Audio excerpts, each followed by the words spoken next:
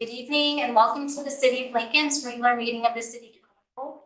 Tonight's meeting will be televised and available on cable channel 18 and via Zoom.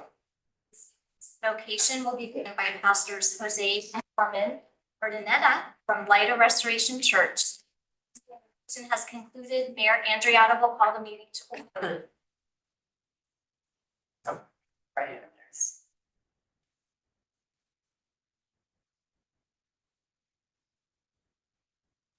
Good evening, Mayor Holly and council members. Thank you so much for having us here. It's such an honor and privilege to be here with you guys.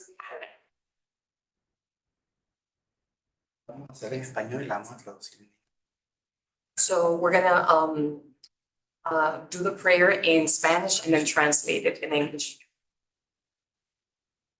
Gracias, Señor, Thank you, Lord, por tu generosidad, for your generosity, por tu bondad, for your goodness, por tu protección. for your protection. Gracias We thank you, Lord, por bendecir a esta nación, for blessing this nation, por bendecir a este estado de California, for blessing the state of California, por bendecir doblemente a esta ciudad de Lincoln. for blessing the city of Lincoln. Gracias, Señor, We thank you, Lord, por el cuerpo gubernamental for the governmental body que has escogido that you have chosen para dirigir to lead esta ciudad. this city. Gracias We thank you por cada uno de los departamentos for every single department que están activados en esta ciudad. that is activated in this city. Gracias, Señor, We thank you, Lord, por cada uno de los ciudadanos for the citizens of Lincoln. de esta ciudad de Lincoln. Gracias, Padre, We thank you, Lord, por bendecir for blessing a esta ciudad. this city. Bendice Bless esta reunión this meeting en el nombre del Padre, in the name of the Father, del Hijo the Son, y del Espíritu and of the Santo. Holy Spirit. Amen. Amen. Thank you, pastors. Really appreciate you being here for that. Thank you for having us. God bless you all. Thank you.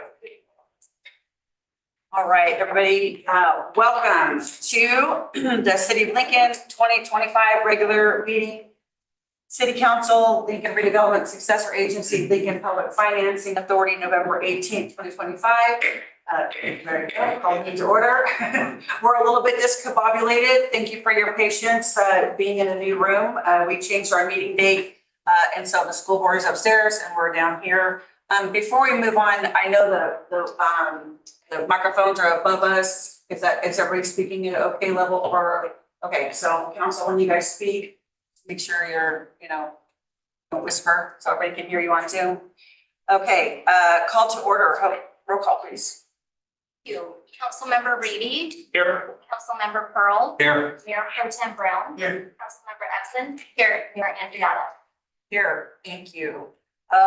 Item number 9, report from closed session. There is no reportable action there. All right, Captain Evan Faddis is gonna lead us in the pledge of allegiance.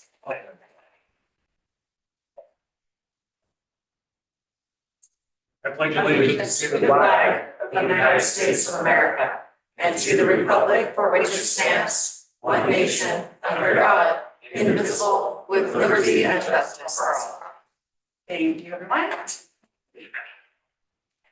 All right, item 11, agenda modification. We do have one request to move item 16C. To do that first in general business, correct? Correct, in advance of 16. Okay, yeah, and so then we're just gonna move it down one, is that okay? Are there any other agenda modifications for council? Yeah, I just want to pull 14. Oh, when we get to consent, yeah, when we get there, okay, yeah, no problem. Okay, all right. We have no presentations this evening, so that takes us to public comment. This is a time in the meeting where we have public comment on non-agenda items within the subject matter jurisdiction of the council. All speakers' time will be limited to 3 minutes unless extended by the mayor. All comments or questions should be addressed to the mayor, and in most cases, the city council is prohibited from discussing or taking action on any item not appearing on the posted agenda. But we may engage in a brief discussion, provide direction to city staff, or schedule items for future meetings. So I do have 2 cards for public comment. The first one is Mr. Stan Nader.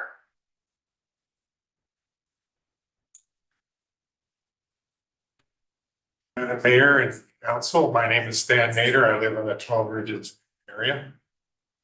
At the conclusion of the last city council meeting, Councilmember Eklund shared her concern for the number of emails we had received from parents upset that their children were being moved to other schools outside of their neighborhood.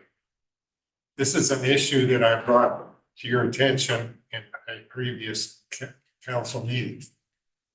It is disappointing that the school district has leveraged itself to the point that they are in debt to a level that will be difficult to come out of. Now the school district is asking the city for help. It is unfortunate that school district's problems have to become a problem for the city. Building additionally new homes will just make this situation more challenging. New development comes into the community, builds their homes, and at the completion of their project, they leave the community, and the current residents have to pick up the pieces. Last week, a national news agency had a segment on the status of housing in America. They stated that the average age of a first-time home buyer is 40 years old. Just 5 years ago, the average age was 22 years old. They also stated the average age of a home buyer in America is 59 years old. This means at the end of a 30-year mortgage, this individual would be 90 years old. Affordability is the current buzzword of the day. The average home price in the United States is $512,000. In Placer County, it's $680,175. In Lincoln, it's $640,000. California comes in at $800,000. For Texas is $335,494.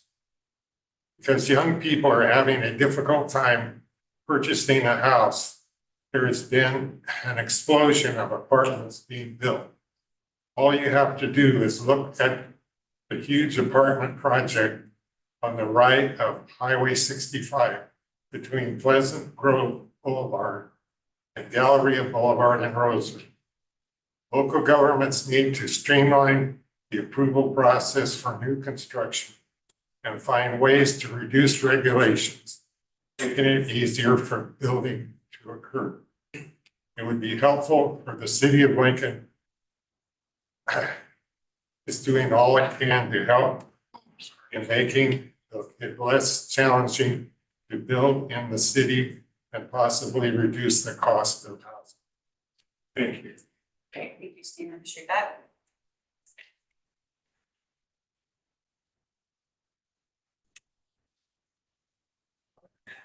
Next speaker is Paul Post.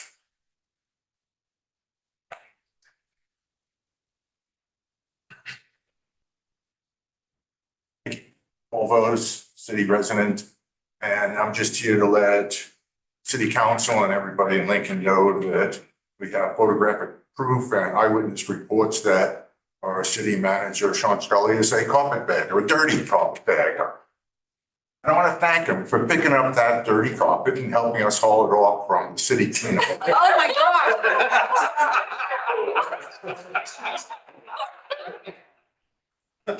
Ollie, you once, and then 170 something people Yes. fall off on our garbage.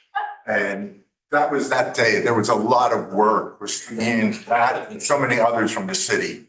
Kimberly McHugh, Scott, they all chipped in a lot of time and energy. And the Friends of the Auburn Ravine and the Adopt a Creek program would just like to thank you. Now that you're honorary members of our trashy friends, as we call Yes, yes. ourselves. I know we often tell ourselves, don't push the water, but too slowly, but you guys really stepped up and did a lot of work for us, and We appreciate it. Thank you very much. Thanks, Thank you, Paul. Yeah, that was a really great day. And what was awesome about it is although we did pick up trash, it was way less than what had been in previous years because of all of the work that's been done previous. So thank you to your team, to Christine and code enforcement and everybody. So we're making great progress. Yeah. You had me going there for a minute, Paul. Yeah. I was about to get mad. He was smiling. I remember Yeah. very dirty carpet that I. Yes. Imagine. But, Paul's used to so their- Rogers here help us keep the homeless out of the city. And with your support, yeah, you can, well, there's 2 right now that I know of and they'll be gone soon, if not already. So the city's doing a wonderful job of helping us keep the city clean. So people can get back to, and we're hoping someday for a trail along the creek so people can really enjoy it. Absolutely. But that's for another story. Yeah, thank you. Appreciate it. Okay, those are the only cards I have, but is anybody else in the room or on Zoom would like to make a public comment, not on the agenda? I would like to, Madam Mayor, thank you.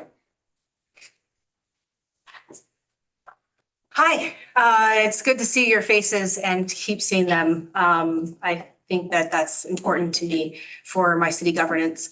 The thing I want to bring to you is I missed at the last meeting, I popped my head in, I just missed us moving from that item.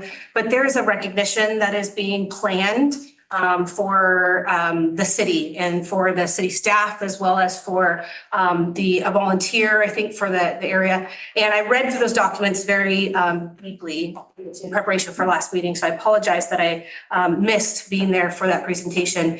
So I wanted to bring it to open comment, public comments. I don't think it's on the agenda for this time, but a few things that I wanted to say.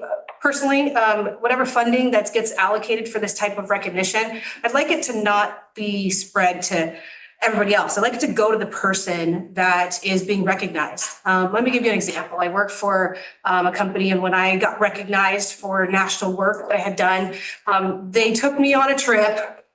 And there was a top 1% across the nation. And I understand governance and private are different in what I read that in the paperwork, I think, put together by the legal department and what is within the code of what you can spend on the employees. But I wanted to kind of to mention, as we talk about how do we divide that? Is it one person department? Is it multiple person department?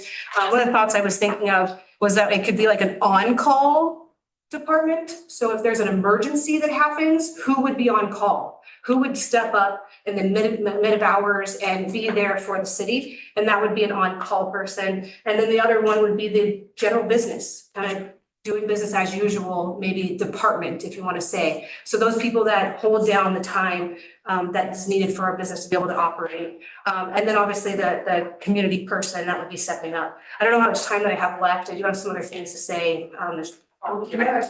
It's 1 minute. Thank you. So in regards to that, looking at the nomination sheet that was put together, I'll say that it looked very legal, and talking about how do we get those nominations from the departments each time. Public Works spoke about, being able to pick one person. But I thought maybe for the employee part, you've got something that's more quarterly where they nominate someone. And then more importantly, if it's like a community person that's saying, hey, I really believe that our city manager has been doing an outstanding job, and how do I am able to put that information down onto a piece of paper, and as a community person putting it out there. When we're talking about a recognition, there's so many recognition dinners already in Lincoln, a lot of them. And really, that's where I'm coming to the point of the funding that gets allocated for this type of initiative to really keep it focused on those 2 employees that we're looking to highlight. Or maybe the city council be more part of that, I don't know. But then also that other volunteer. Maybe it's having a luncheon on that Friday and everybody from the city can come to luncheon on that Friday and be there for the luncheon. And then send those people on an overnight for Friday night and come back Saturday, or they get off work early. But really the funding that gets allocated for it to be specifically for those initiatives. Thank you. Thank you. Appreciate that. Thank you for the timer. All right, anybody else? Nope. Okay. Oh, go ahead, sir.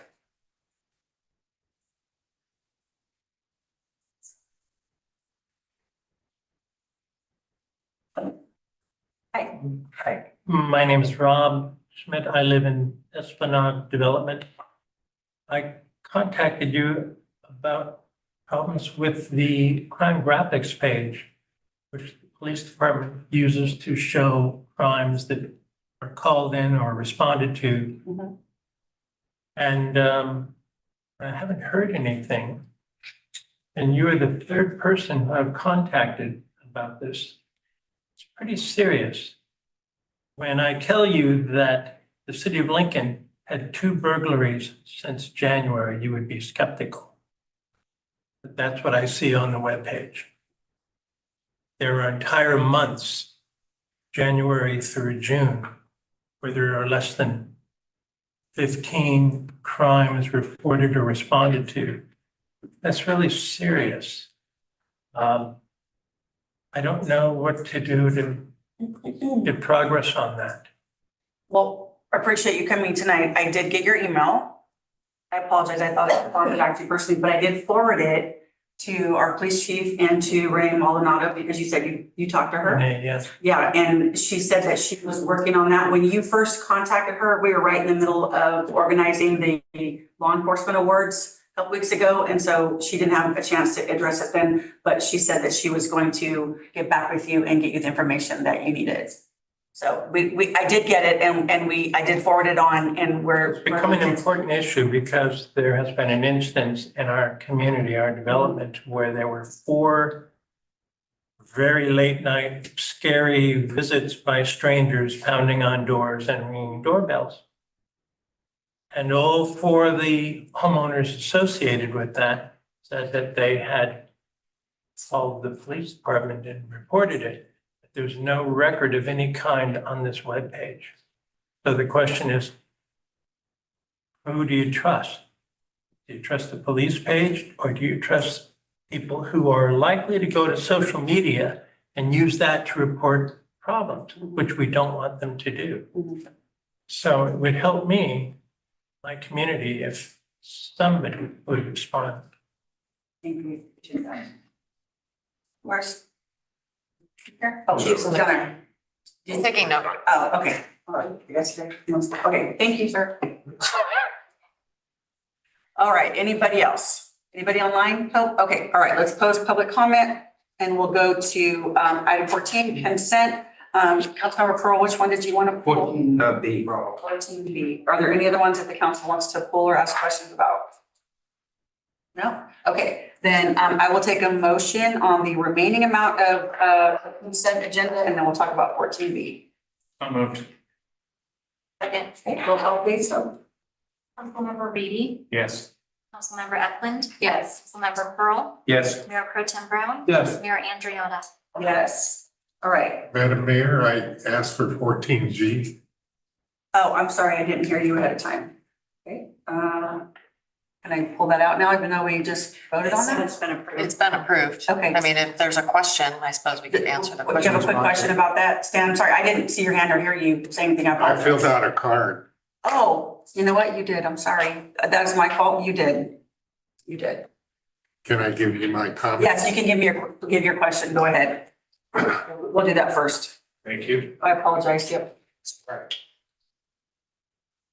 Madam Mayor and Council, in reading through the 2020 Urban Water Management Plan, it is obvious that there are issues that can affect the city's ability to deliver quality water to its residents. This includes droughts, water, groundwater contamination, groundwater subsidence, overdrafting, potential for infrastructure failure, and source water interruptions. Development of ways to mitigate these issues is critical. The words resilience and sustainability are mentioned often through this document. It states that the groundwater is to be used for backup, emergencies, and peaking. The sustainable annual yield for the North American Basin, which the city is over, is 400,000 acre feet. And Placer County's share of that number is 95,000 acre feet. And this amount is to be shared by the city of Lincoln, Roseville, PCWA, NID, San Juan Water District, the agricultural interests throughout the region. If too many straws are in the pond, there could be trouble ahead. The water management, the Urban Water Management Plan Act requires that there be that the public have two opportunities to review and comment on the plan. One of these times is the public hearing held just prior to the adoption of the plan by the city council.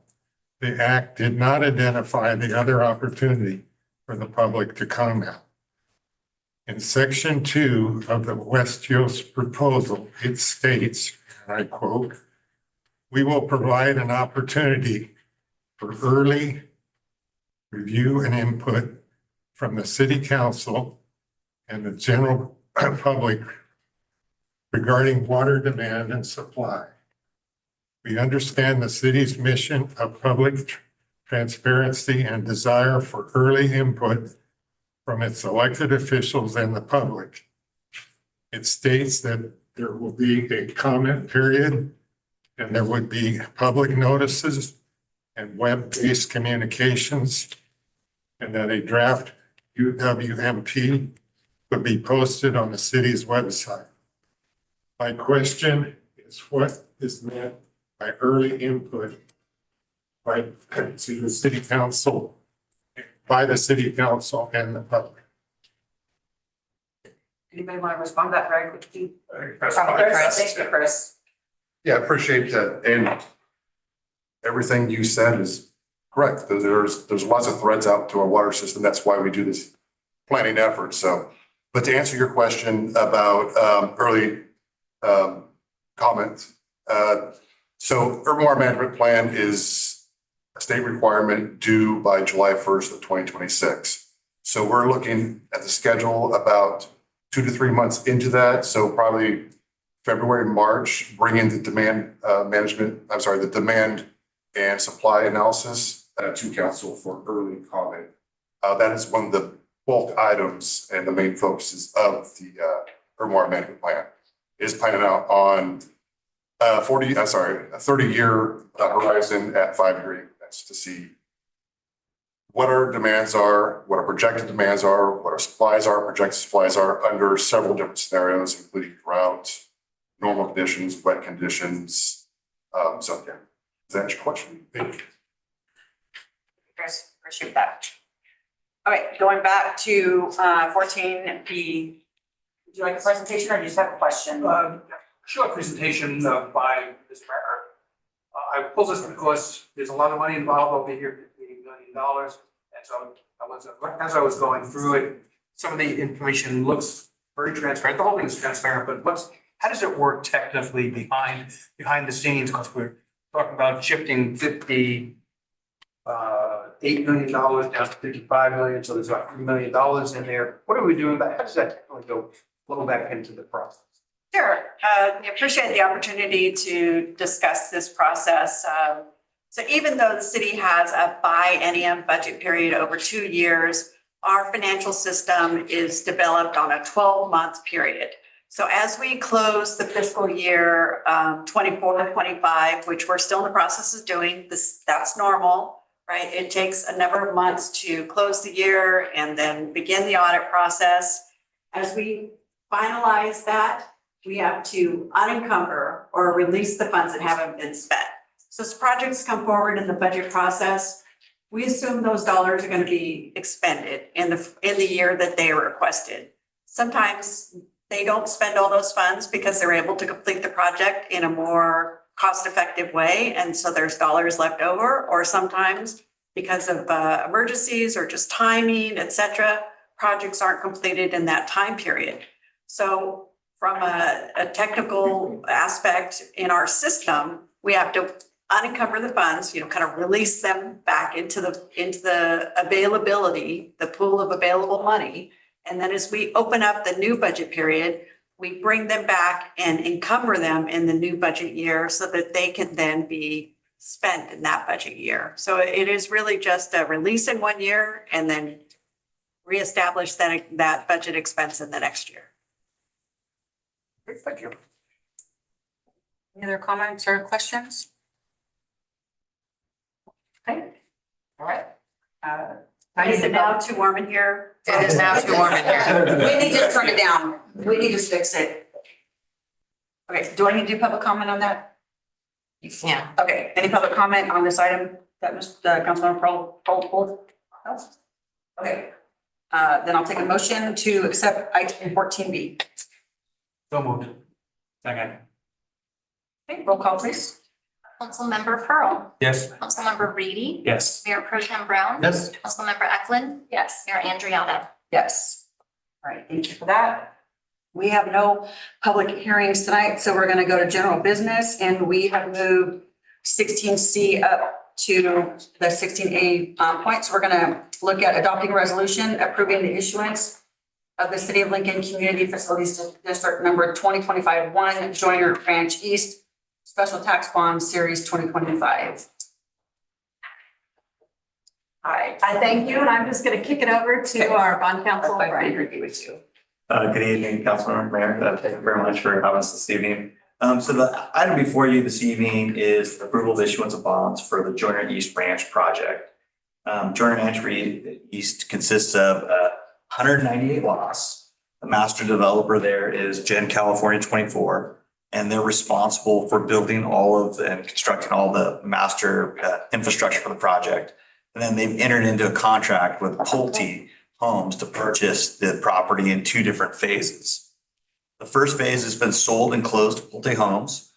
And I'm sorry, not Pulte, D.R. Horton, excuse me, I'm sorry, D.R. Horton. It consists of 11 completed homes and 26 homes that are under construction and 64 finished lots.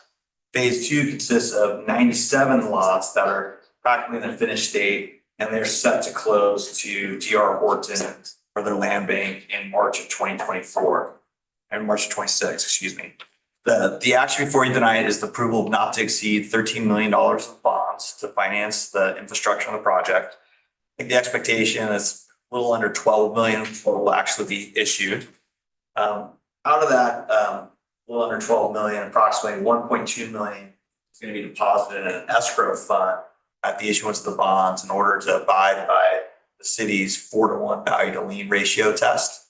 And so that 1.2 million will eventually be released upon the presentation of appraisal that represents a value that's sufficient to justify the 4-to-1 policy threshold that the city has. The actions before you tonight are approved. One, the resolution approves a variety of documents, including an official statement for the bonds, which is the offering document and prospectus pursuant to which bonds are offered. The bond indenture, which is the contract that the CFD enters into with the bond investor, the trustee on behalf of the bond investors. There's a bond purchase agreement with Piper Sandler, the underwriter, and Ralph Holmes for Piper Sandler. This year tonight, you can ask any questions about marketing bonds, sale bonds. And then there's a continuing disclosure certificate that's to be approved. And with that, I'm more than happy to answer any questions. And Ralph's here, you can answer any questions too. So.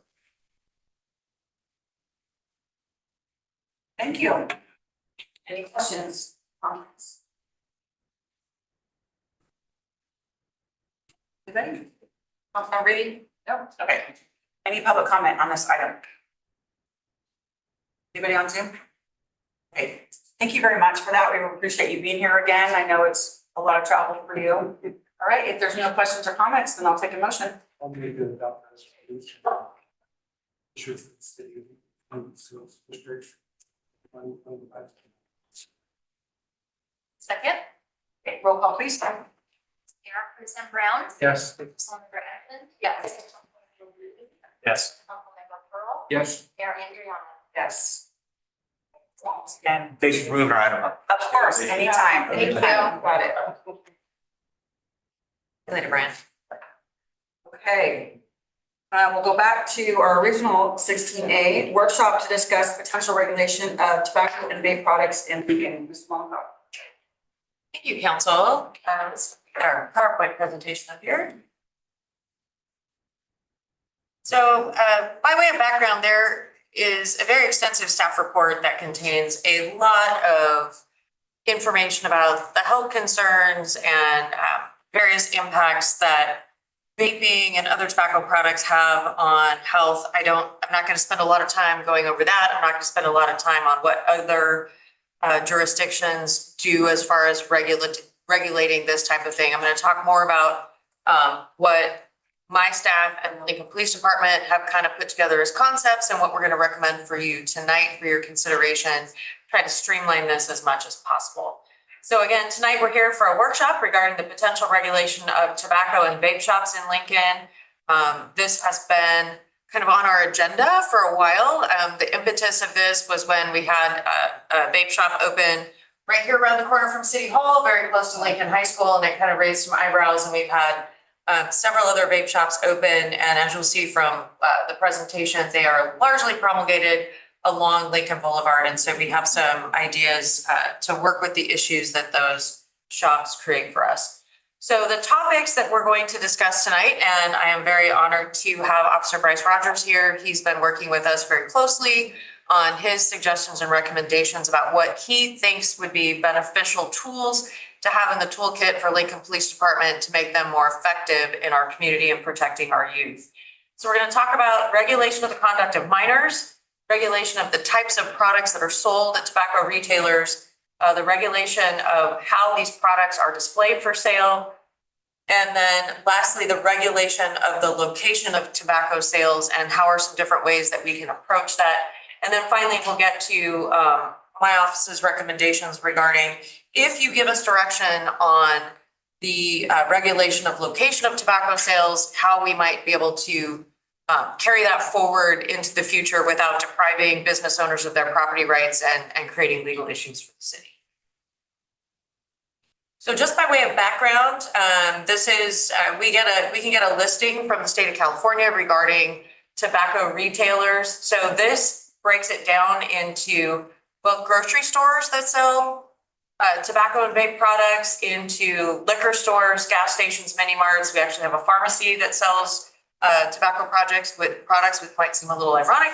And then the tobacco smoke shops, which are exclusively marketing themselves as vape shops. So there are a total of 24 tobacco retailers in the city of Lincoln, which basically boils down to about 1 for every 2,400 residents in the city of Lincoln.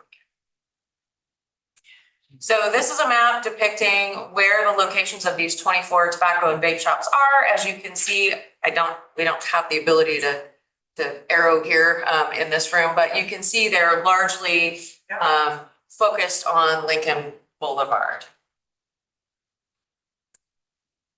So we're looking at the regulation of conduct of minors. So these are recommendations that we've received from Lincoln Police Department, and it is largely related to these resource officers and their ability to have a little bit more of an enforcement tool in their back pocket when they are at Western Placer Unified School District.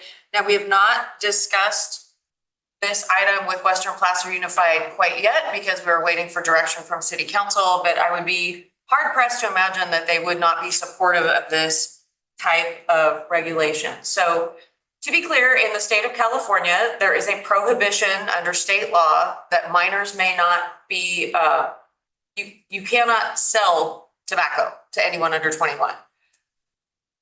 That does not mean, however, the converse, it is not illegal for someone under the age of 21 to possess tobacco products. And so what we are suggesting, and what Lincoln Police Department has suggested, is that having a municipal code that says if you're under 21 and you're in possession of tobacco or vape products, that is a violation of our municipal code. That gives them a tool. It can be an infraction. It can be a misdemeanor. There are abilities for our police department to then create educational opportunities where we will defer the charge if you go to school and we don't have a repeat infraction in 6 months, those type of opportunities. So we think that that would be a very helpful tool for our school resource officers in the Lincoln Police Department.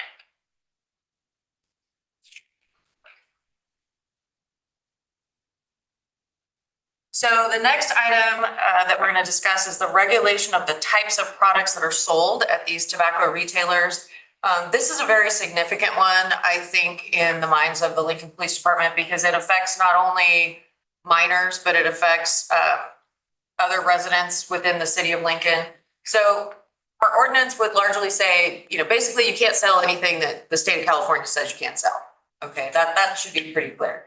But then we're looking at a prohibition on the sale of non-tobacco or vape items in tobacco shops. For example, you will commonly see vape shops or tobacco shops selling what items that are commonly known to law enforcement as drug paraphernalia. So disposable glass pipes, whippets, which are the little nitrous oxide canisters that are commonly used in whipping cream canisters. And they use those to get high. It's nitrous oxide. It's a real quick high, and they'll sell them behind the counter in these shops. And then kratom, which I'm not intimately familiar with, so I'm hoping that our officer, if you have questions about it later, but it is a plant I understand from, I think, South America. It is distilled into a substance that you can smoke, and it has opioid effects to it. It has not been regulated by the FDA, and it is a problematic substance and highly addictive. But it is not technically illegal to sell in the state of California. So we would also include in those prohibitions things such as salicylic mushrooms. They have all kinds of items that you would be surprised sometimes what you can find that you hear anecdotally when law enforcement gets involved and they say, well, I bought it at this shop down the street, that they are technically illegal in the state of California, but we just don't have the regulatory tool in our toolkit to really be able to effectively police these issues. And then finally, this was a new one to me, but a prohibition of items such as children's toys and stuffed animals because it undermines youth protection policies that are designed to create an implicit appeal to minors. Our officers have done some teamwork in Rockland where they have even more vape shops than we do. And they have found that there is an increasing sale of items that are appealing to minors and juveniles, and they make it more enticing for them to come into the shop and purchase items. They're also the types of items that can be used to undo the stitching in the back and stuff items in the back, stitch them back up and sell them kind of under the table and make it an illicit and illegal, difficult to track.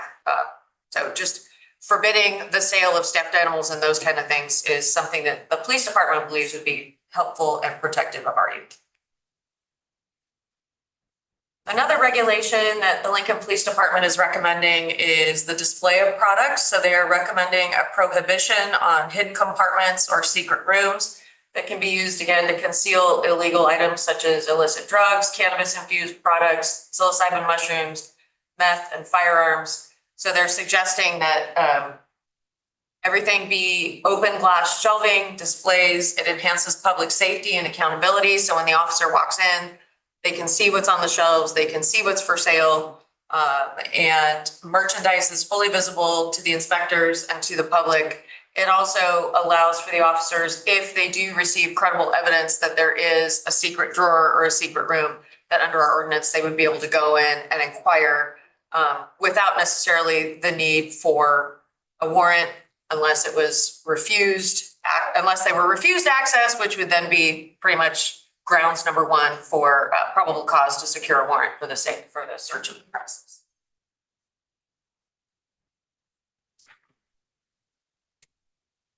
Okay, so those in my office's mind are kind of the almost no-brainers that we think are important tools in the toolkit for law enforcement to really be able to protect our youth and honestly just to protect the greater community from some of the ill effects of these items that can be sold and obtained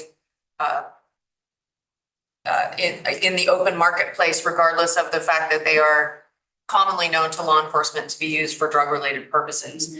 So this is the issue where we really, really need some direction from council, and this goes to the regulation of the location of stores and vape shops and tobacco retailers. We currently do not regulate, they're required to get their tobacco retailer's license from the state of California.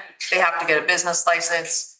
And I believe they have to get a conditional use permit for their location, but it's pretty much a check the box kind of thing. It's not particularly difficult. So what we're talking about is the factors to consider The location of schools is one of the ones that was brought to our attention by our mayor, Andriotta. And then there are other sensitive uses such as parks that the council may wish to consider. There may be other sensitive uses the council wishes to put onto our radar for us to consider as well. But any regulation is going to have to balance how that future regulation is going to impact existing businesses and their property rights. There are, of course, Fifth Amendment taking issues that we need to be concerned with. And so I wanted to just give you a couple of slides here that just show and demonstrate where these sensitive uses are to compare and contrast with where these existing businesses are today, and then what those zones of influence might look like if you assume 1,000-foot radius, because that seems to be, as we've reviewed other jurisdictions' zones of influence, they kind of go to that 1,000-foot. They can't be within 1,000 feet of a sensitive use or 1,000 feet within another retailer. So this is the location of all the existing schools in Lincoln. Second. This is a location of all of the schools relative to the tobacco retailers. So this is our GIS department, the amazing team that they are, taking the map of the retailers and overlaying it with the map of the schools. And then this is, if you overlay the zones, the retailers that would be impacted. So as you can see, it's a little hard to tell here, but there are approximately 7 retailers that would be impacted that are within 1,000-foot distance of our schools. So this is the location of all of our parks within the city of Lincoln. So if you were to give direction tonight to say we want to include parks in our sensitive uses because we don't want retailers being able to sell tobacco products within 1,000 feet of our parks where kids and families are going to be enjoying their day and their time in the park. That's where the parks are located. This is where the tobacco retailers are located. And those would be the zones. And again, there are approximately 7 retailers that are impacted. They are not the same 7 retailers. So we are going to go back and say, here's all of the sensitive areas, schools and parks.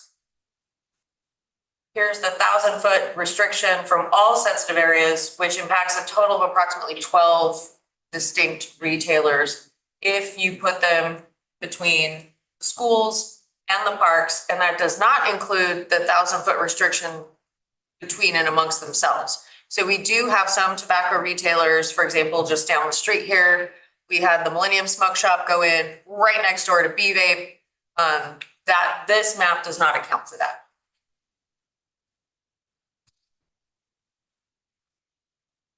So there are a couple of ways if you do decide to give staff direction on the zone concept. There is what has been implemented by some jurisdictions as an amortization period, which basically allows businesses operating within that sensitive zone. You can operate for a particular period of time, and then you would need to kind of wrap up and find some place to move that's outside, find a new place to do business. The con to that is it arguably impacts a business's legal and ownership rights. So there's some Fifth Amendment taking issues that we would need to consider in how we draft that and make it legal and not challengeable. We've seen other jurisdictions do a voluntary or incentivized program. Cities have chosen to buy out a shop and kind of help them move along to a different location. Again, the con is that it would be very costly to implement. It would affect your general fund. And frankly, it just may be ineffectual because they might just say, not really interested. And then lastly, which is probably the simplest and most straightforward to implement, it's sort of the grandfather clause, which allows existing businesses to continue as a legal non-conforming use for as long as the business remains unchanged. So they don't expand, or there isn't, for example, a 6-month lapse in operations, at which point we're like, well, you're out of business, you're done, you can't reopen in that location because of you're in a sensitive zone. So that is the recommendation of my office as far as zone regulation goes. And that is something that would be relatively straightforward and simple to implement because our existing business license program through HDL would allow us to flag when they apply for that use. a business license and we could track their location and it would give staff the opportunity to review it and make sure that they weren't opening within 1,000 feet of a school or 1,000 feet of a park or 1,000 feet of another similar use. So we did take a quick look at what the fiscal impact might be on the city of Lincoln if we were to impose these type of regulations. It's a little hard to tell, but the 5 or 6 shops that are designated strictly as tobacco and vape shops collectively produce about $21,600 in sales tax annually. The revenue from the other retailers like grocery stores and quickie marts and that kind of stuff is hard to tell because they sell so many other products that we can't distinguish what comes from the tobacco products versus their other general goods. So the recommendations and requests, if council is inclined to give direction for my staff to draft an ordinance, is we are recommending the implementation of the regulations that are requested by the Lincoln Police Department regarding possession by minors, products sold, and the display of products. And again, Officer Rogers is here, and I'm sure he would be happy to answer any questions you might have on all of that. And then provide us some direction regarding the distance restrictions from sensitive uses and whether to include parks or not, what you want that to look like. And then if you do give direction in that, to give us direction on whether you're in agreement that the existing businesses may operate as non-conforming uses within the district's restrictions, provided there's no expansion or lapse in operations. So with that, we're happy to answer any questions, but we do recommend opening it up to the public, seeking any input, and then giving us some direction, and we'll bring back an ordinance at your direction. Thank you for that. That was really good and very informative. I really appreciate it. Would the council like to give comments or questions first, or would you like to do public comment first? Okay, so we'll do public comment. I do have one card, and this is for Jason Daggett. Madam Mayor, Council, I'm sure I'll make a ton of friends in here for this, but I appreciate the presentation. I did read the report that's attached to the agenda as well. It to me feels like what California is so good at is over-regulation. Almost everything that you talked about putting additional regulations on is already illegal. Minors possessing tobacco products is illegal if they're under 18. And the way I read it, it's even they changed the smoking age in 2016 to 21. So that's smoking age doesn't just go with sales.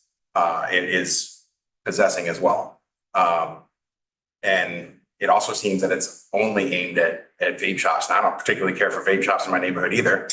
But I'm also not, I would, if that's their business and that's how they operate and that's what they want to operate, then they're free to do so. And obviously we have 24 of them. There's a market for it in this city, whether we care to acknowledge that or appreciate it or not. I don't smoke. I've never been in any of the smoke shops. If they went out of business, I would sleep just as well as I do any other night. But that being said, it's regulation for the sake of regulation. And I get it, the whole thing about the kids and not having kids possess it.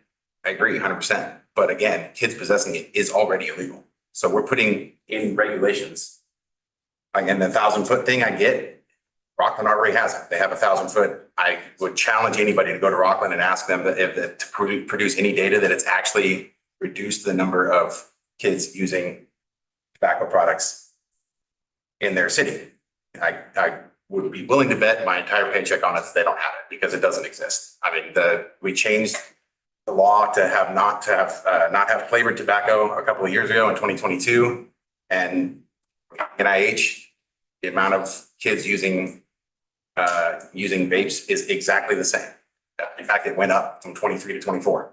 So it's regulation for the sake of saying like, hey, we did something.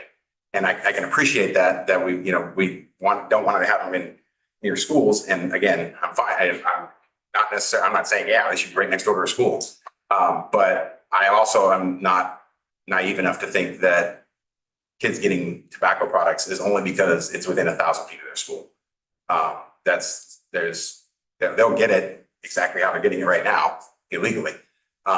So I don't see how this gives us any more teeth in terms of the law, because all of those laws for minors already exist. And even to the, the whippets or the Cool Whip chargers or their whipped cream chargers. Are we gonna tell Safeway they can't sell them? Because they do. Or is this just specifically for vape shops? And if we believe that the vape shops are only selling them for, that people are using them to get high, that's illegal already. So again, there's regulations for all of this already. It just feels like unnecessary process. Thanks. Thank you. Thanks, Jason, appreciate that. Okay, any other comments? Anybody online? No. Yeah, go ahead, Paul. This is the first I'm hearing about this, but it seems to me it would be rather unkind to a business owner to say that we allowed you to open with this criteria and now we're changing that. So it's, to me, one of your options was to grandfather the existing businesses in, and that might take away half of the effectiveness of this, I don't know, but for the sake of business opportunities, business-friendly environment, that's what I would suggest, but I'll leave it to you to decide. Thank you. Thank you, appreciate that. Anybody else? Would you like to comment on any of this or? Questions? Yeah. All right. Yeah. Go for it. Hello, council, committee members, hello, staff members. I'm Officer Bryce Rogers, Lincoln Police Department. I have recently had the opportunity to assist Rockland Police Department and the California Department of Public Health on doing some smoke shop inspections. And it was eye-opening, to say the least. Of the approximate 4 to 5 smoke shops that we inspected, they all had previously been inspected like 5 months or so, and all were in violation, multiple violations. I know some of the issues regarding regulations of certain products, but smoke shops, for example, do sell quite a bit of what they call whippets and nitrous oxide. And they're not just single-use canisters, they sell large canisters. Oftentimes too, the ones that they sell do have cartoon images on them. They're not what the general public or others would have an opinion of something being restaurant quality or restaurant use. The folks that go into the smoke shops, typically there's certain slang and words they want the customer to use. So they're not using it for ingesting it themselves to get high. They're coached on certain things or terms to use because they can also get in trouble for using those or confirming that that person's going to use that to ingest. As far as Kratom, it's sort of a complex plant. It's out of Southeast Asia. It emulates the same effects as opioids, and it's highly addictive. I got to see that firsthand as well. The last smoke shop. Attendant at the shop itself consumed about 8 bottles of Kratom drink a day. Was under the influence at the time, and he cannot wean off it or get off it whatsoever, and will go through withdrawals similar to being on fentanyl or heroin. There are doctors also that have treated Kratom withdrawals with Suboxone, which is also used to treat individuals that have substance abuse for opioids and such as fentanyl and heroin. So Kratom is something that is not regulated. San Diego in 2016 itself had actually banned that product from being sold within their jurisdiction. So they've kind of been ahead of the curve for quite some time. There is actually a bill right now, and it's AB 1088, which is on the books, but in progress to actually ban Kratom in California. But like I said, it's in progress right now. And the having to work with the California Department of Public Health was eye-opening. They seized quite a bit and they embargo it there. And it is added to sports drinks, food, and it was sold in raw form. I got to see 1 kilogram powdered kratom from Southeast Asia that they embargoed and they taped up. So they sell it in raw form. They were selling it in shakes previously and they got caught. But they'll seize it because it's adulterated food per the public safety or public health department. So they know it's an issue. They don't want to allow it in food. I just wanted to get ahead of this. And then Christina was like perfect timing. She was already working on this. I said, hey, here's some other things that we need to work on, which is why the children's stuffed animals came up, the clear shelving. There was concealment on I think 3 smoke shops, behind shelving. They were concealing products that they couldn't have. So it was just one of the things that were concerning from public safety, and it undermines public safety as well from a transparency standpoint. Thank you for that. Mayor, just one quick thing to add to Officer Rogers.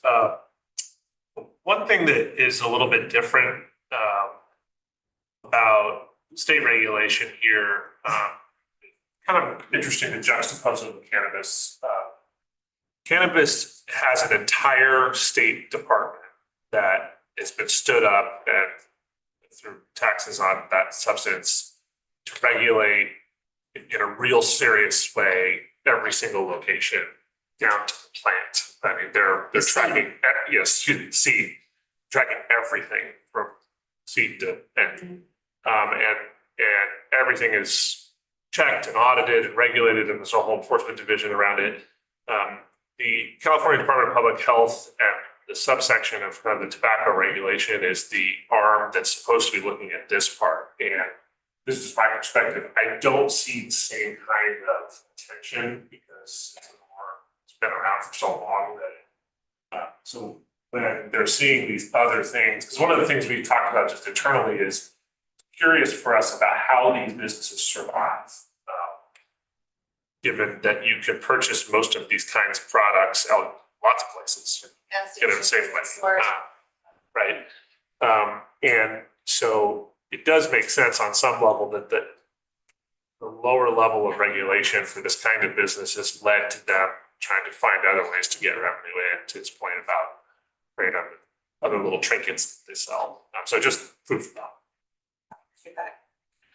So you sat down just a little too fast because I have a question for you, but you can answer that for me too. No, that's fine. So from the school campus position of it, I want your opinion. I completely understand what Jason's saying about kids are going to get it, whatever. But being a teacher myself, I know what a problem on middle school campuses we had with kids maybe in the bathroom and bringing it to school with them. And they're getting it, and then there's not a whole lot of, I mean, you're not allowed to have it at school, so that's an issue, but there's not a whole lot of teeth for enforcement. I want your opinion of the things that you worked on with Christine that she presented. How will that help? If we went forward with this, how will that help? School specific. Our analyst, the PD today, did some quick digging and found some statistics. We only have actually 2 cases for smoke shops and vape possession for juveniles. However, having been in the position I have covered the schools before in high schools for SRO. Yeah. They have boxes full of confiscated vapes. Oftentimes the schools and the school resource officers will hand out themselves. I asked today, probably about 3 hours ago, to confirm how many Lincoln High School has confiscated annually, approximately. They said 300. Per the SRO, it's even more rampant over at Toll Bridges, and GEMS probably is in 100, 150 mark, is what I was told. The smoke shops, if not regulated or inspected often, it allows for that criminality to continue because there's no checks and balances of a legitimate business or things going on. We do have reports of local smoke shops selling vapes that are flavored to minors. That is one of the things too that prompted me to get involved in reaching out to Christine regarding some of these regulations, because it's concerning because I get to see it working our hands are tied to a certain extent of enforcement, because oftentimes the kids being in possession, it's not a whole lot for enforcement for the kid, the juvenile. We want to ensure that the folks that are selling it to the juvenile are the ones that seek punishment. Right. So I wanted to bolster our tools that we have, the city, because there's certain things that we can enforce that we can't. The big thing right now is Kratom, but also there's a regulation that provides law enforcement the authority to do inspections in the state of California. And through those additional tools, if granted, we can enforce more and create a greater public safety aspect to our city itself. And then the community is juveniles and children, parents, and everything. But you know, it's one of those things where it was eye-opening and a perfect time. When I think I probably within the same week reached out to Christine and said, well, we have some changes to make. Thank you, I appreciate that. Do you guys have any other questions? Yeah, quick question to follow up on that at the school. What additional tools does this allow you to do, help with education more than for the child or youth that's caught with this stuff?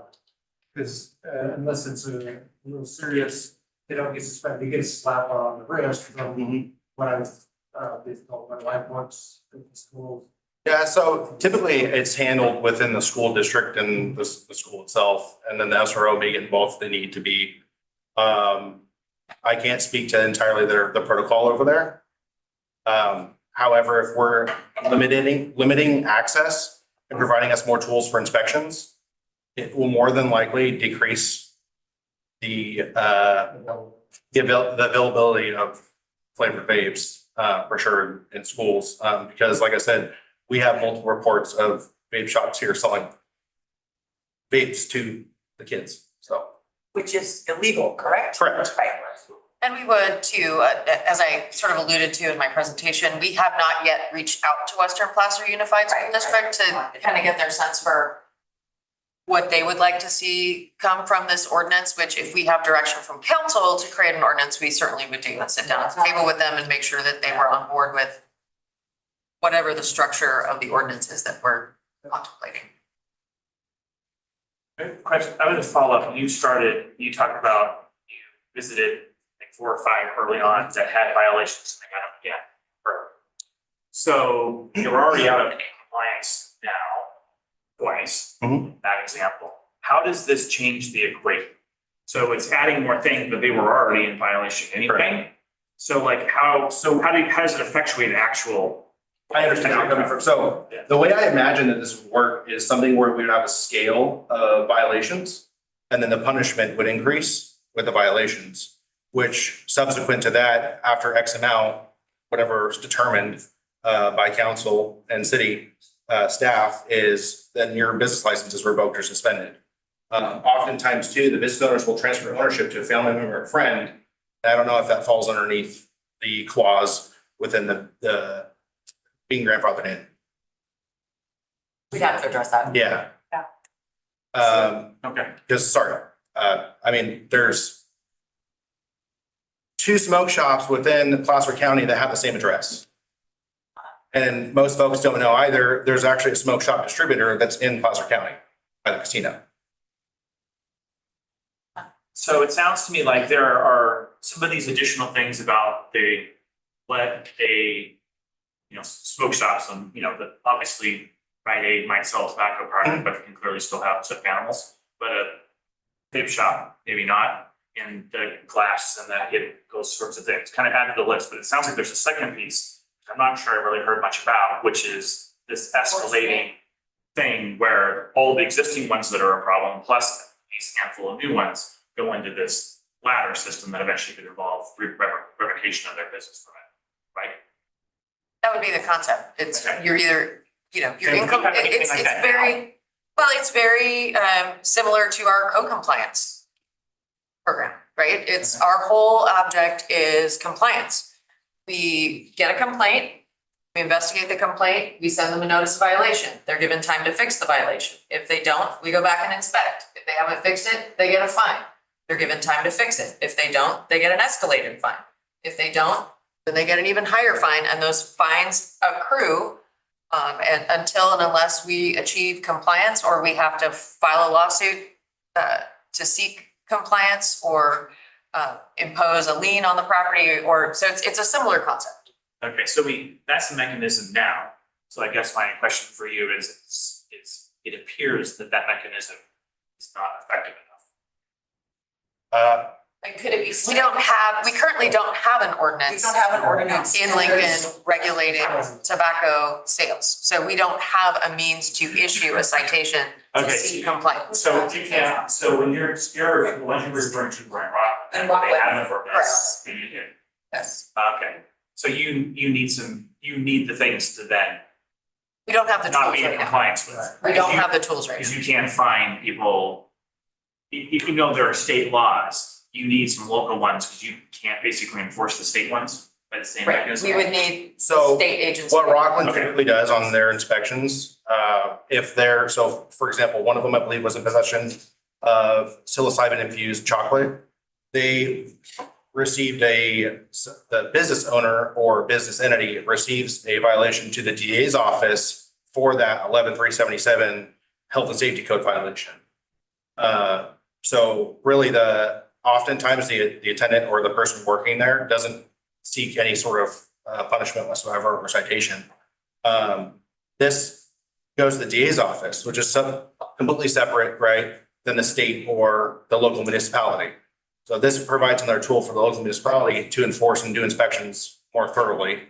So the way it works is under state law, right? So if the state agency comes in and they decide that there's a violation of state law, they can refer that crime to the district attorney's office. The district attorney's office is then authorized under state law to prosecute it. I am not so authorized. I am authorized to prosecute the municipal code. So if we have a municipal code and we have a violation of the municipal code, I am authorized under state law to file a complaint in the courts, in the criminal courts, to prosecute a violation of our municipal code.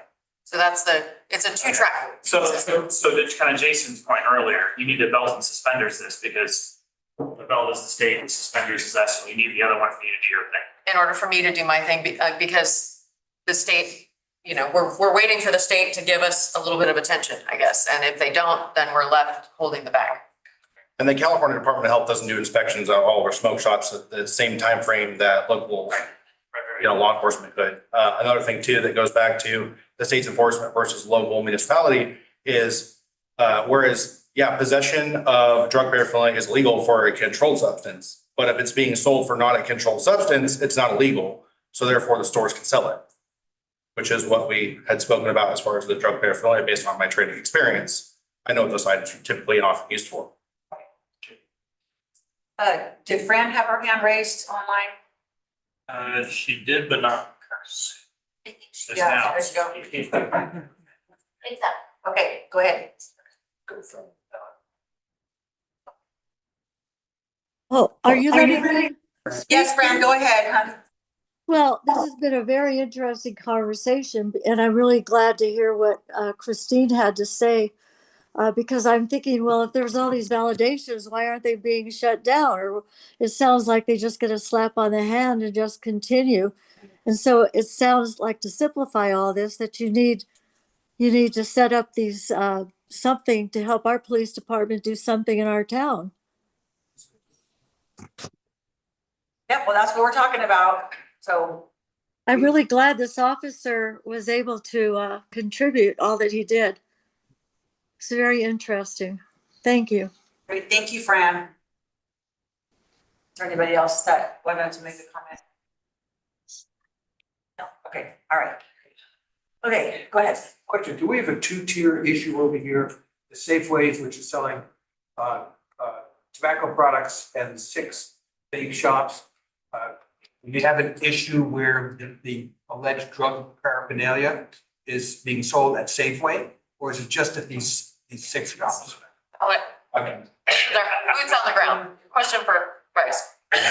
So in Rockland, for example, we haven't really done a whole lot of inspections whatsoever in Lincoln. What I'm trying to start, that we continue to do, and get the program going. So Rockland, they do have gas stations. Oftentimes small business owners, right?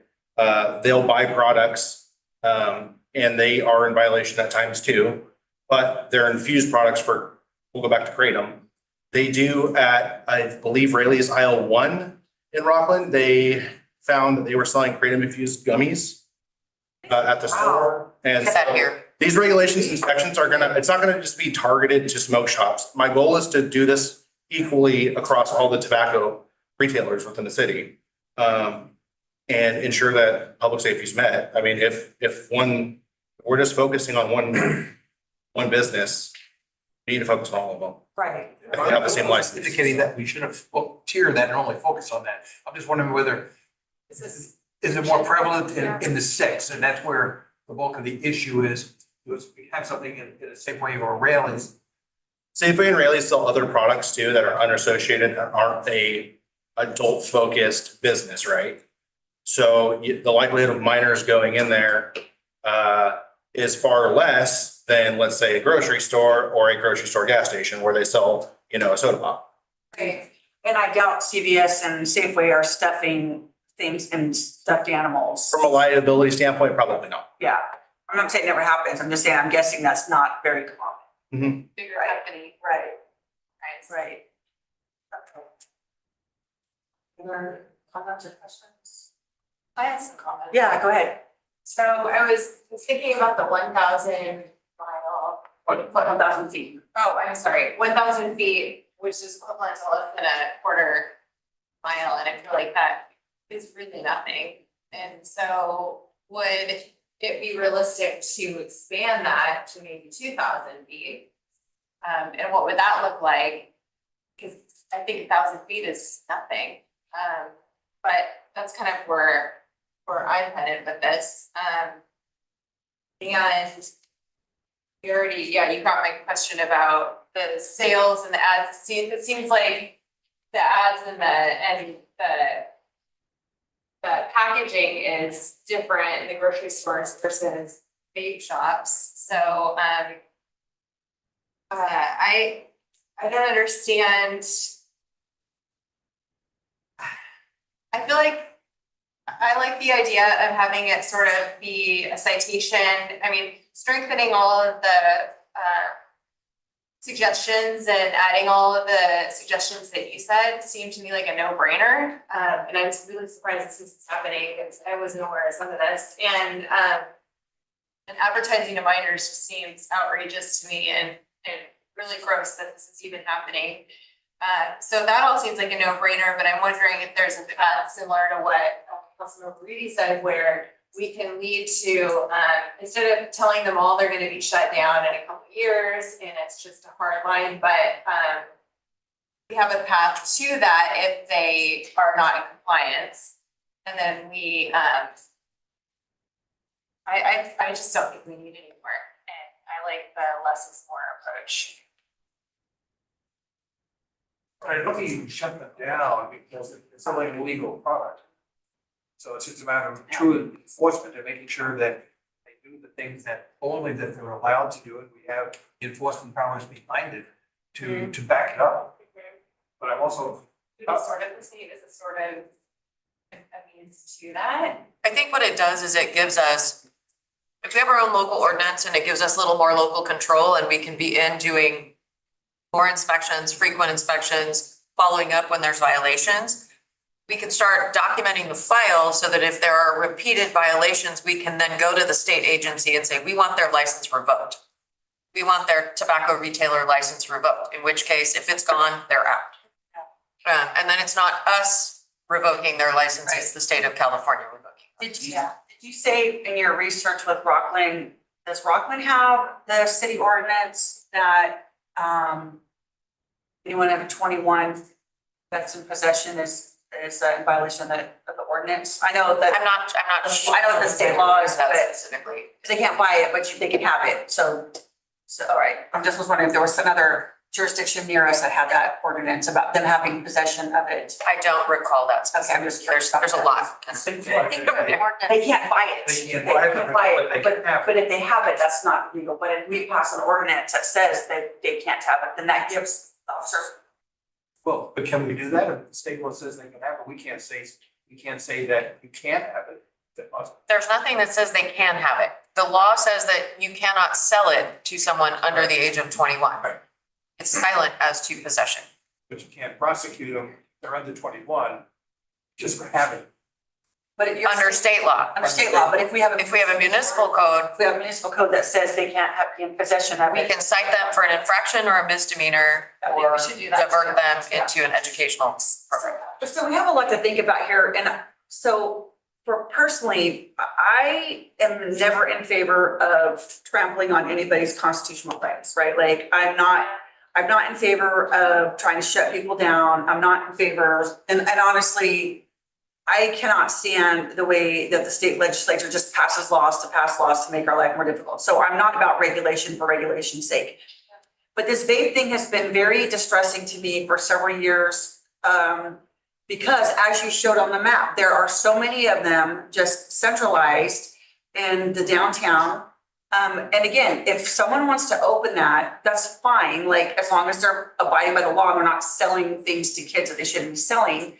Because for me, that's a hard line, but I'm not against people earning a living if they're doing it legally. However, we also have the right to have some control and say over what we want the culture of our downtown to be, have some kind of standards for what is here for family-friendly downtown, because we do a lot of events here. I can't remember when that shop opened just right over here, we measured it. How far is it from Lincoln High School? Because I asked the question, is it 1,000 feet? It's within the zone. It's okay, but it's just right outside of it, right? It's very close, right? So that was very distressing to me because nobody was notified. It was just, that's the law, and there they were, right? And now we have several of them down Lincoln Boulevard. And again, I'm not trying to keep anybody from owning business or doing what they want, and that's someone's lifestyle, that's fine. Like, they live in America, it's a free country. But we also have the right to say, you know what, there's enough of them in this corridor. If you want to open and find some place that's not near a park, not near a school, not near another shop, we don't need 3 or 4 of them right in a row. And that honestly, it bothers me. So it's not about regulation for regulation's sake, but I've been in education. I see what happens with kids. And it's a very large hindrance to education when you've got kids vaping in the bathrooms. You're never gonna stop it 100%, but if we give our officers and our town some tools to try to mitigate that, I mean, I don't see a problem with that. And I appreciate the work that you've done in this, because I think that we do need to, we do need to give it some teeth to try to help with that problem.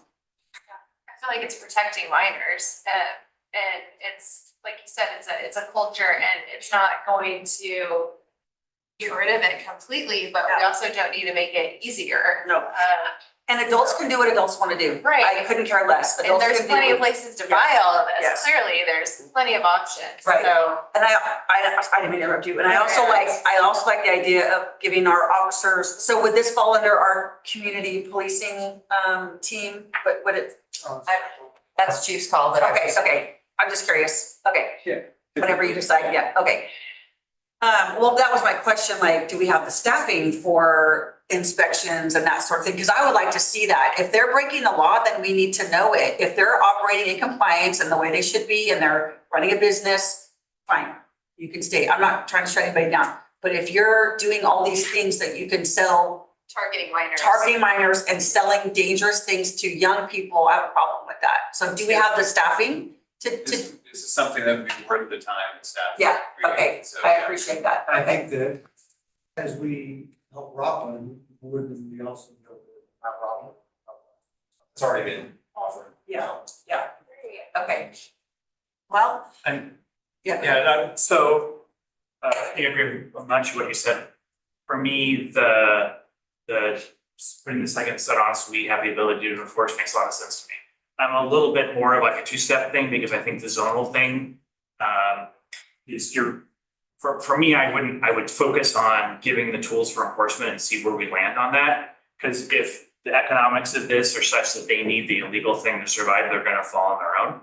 If that's the model, if they are following the rules on all those guidelines and they're a sustainable business, not clear 1,000 or 2,000 or whatever the net fee would actually accomplish, because they're no longer doing the thing that doesn't matter how far away they are. So I'd like to see doing the one thing first and see how that goes and see if the zonal thing is required as a second step, because we weren't able to get the result we wanted from the first. And then specifically on the second one, I think if we did more than 1,000 feet, it's gonna be pretty much the entire city based on our park footprint. And then on the three choices, I would be in favor of the grandfathering if we went that way, but I would prefer not to go down that path initially. Focus first on getting the tools and seeing how that works and if we're able to make it dent, because I think the whole thing, you got a supply and demand problem, and what you're trying to do is make the supply further away so it's harder. Yeah. But we all know that e-bikes and bicycles, like the difference between 1,000 and 2,000 feet and 100 feet is. E-bikes at next month, hold on. Yeah. Getting ahead of myself, but you know, limiting the ability for them to get it from these things is the key thing. Where they are located is a second problem. I would agree also, that limiting how many in a certain area is part of this. I suspect that economic supply and demand, there's not enough supply, not enough demand for more, right? Unless they're doing it through illicit means and they're selling things they really shouldn't be. I mean, a lot of these shops could be by the same family as well, but because they're a thriving business, they just open another one. But if they keep continuing to do that in a concentrated area, I don't see that it is conducive to a good environment for them, or any specific where it's too concentrated. Yeah. I take your point about the distance, and you make a good point, but there's also a lot of middle school kids and young high school kids who still walk. And I think the idea of the distance is to not make it so enticing as so close, right? Right. But I get it, It doesn't matter if they can buy it from there, where it is. If they can buy it from the thing, if they want it and a store is selling it to them, they'll go 3,000 feet for it, right? The problem is the store can't be allowed to sell it in the first place. Yes. And we close them because they're hitting the violations and they're losing their business license and we're referring them to the state. They can't be doing the illegal thing in the first place. Right. Because it doesn't matter where they are. Well, so then I think our solution is the stores that are already existing, then we won't impose that 1,000 feet or whatever. But if new ones want to come in, then we can have some standard about you have to be farther away from the existing store and whatever. So I'm not trying to shut somebody that's already here, because they did open with the rules I have, which it's always been surprising to me that we didn't already have this in place. But I guess they came so fast that it wasn't something that was on the radar of the city at the time. Well, kind of like drive-throughs, like Right. we did something in the past, now we're kind of Right. smarter and thinking about it. So we don't want to shut down people who are already here operating, and as long as they're operating legally, that's fine. But eventually, somebody new is going to want to come and pull a business license for another vape shop. And I think that moving forward, we should have some kind of standard, some kind of regulation for new ones, because I don't want them all clustered in one area and near schools and parks. And so the ones that are existing, grandfather them with whatever, as long as they're. I'd be interested to see you do the economics, and there was 21,000 in sales from those shops. And you're back into like 300,000 per shop or something in gross sales. Like, it's hard to make the math work on running a business for that with employees and insurance and all the things. So, I think the question really is, are they viable according to the law? And I don't know the answer to that yet. Yeah. And if they're not viable, they're gonna go away on their own. Yeah. And I'd be interested to see if it self-corrects because we enforce it. Good point. Okay. Yeah. I need directions. So, yeah. Getting there. So it sounds like I have consensus from the five about the request from law enforcement, about the areas for enforcement. The question I have is, where do we fall on the second part, which is the 1,000 feet or some other number from similar uses, schools or parks? Well, my thought is what I just said, that if you don't want to enforce it for who's already existing, because that would violate their rights or whatever, and as long as they are doing it legally, like what we're going to do, that's fine. But when new businesses come in, I'm in favor of implementing those, because I don't want them all clustered in the same area. So I don't like that. Okay, so we have put in the 1,000-foot Yes. from schools, parks and other other stuff. uses. That is my. And it'll be, if you're existing, you're pre-existing non-conforming, legal non-conforming. But if you pull a new business permit, then we're gonna have to do the math and figure out where you're Yes. located. So do I have at least 3 head nods? That's where you wanna Yes. go. Looks like I have 4. 3? Okay. All right, so we will work on that and we'll be coming back next year with a draft ordinance. Thank you, appreciate that. Thank you, Officer Rogers, appreciate your help. Thank you very much. Right. Okay. Woo, all right. Item 16B, adopt a resolution approving the Downtown Innovation Hub partnership with Jessup University. No, it's Aaron. That's me. Hi. Names on it. Yeah. I know. He'll probably pop in and add some feedback. I'm happy to be here to talk a little bit about a new economic development initiative utilizing some of our ARPA funds. Oftentimes when we talk about economic development, we talk about what we can attract here. So the exciting thing about this proposal this evening is what can we grow here instead? So I'm going to talk, as I mentioned, a little bit about our Downtown Innovation Hub proposal. Thank you. Which is a collaborative pilot between the City of Lincoln and Jessup University. The goal with this project is to activate an underutilized civic asset, support entrepreneurship and workforce readiness in Lincoln, and establish a unique education community partnership using remaining ARPA dollars.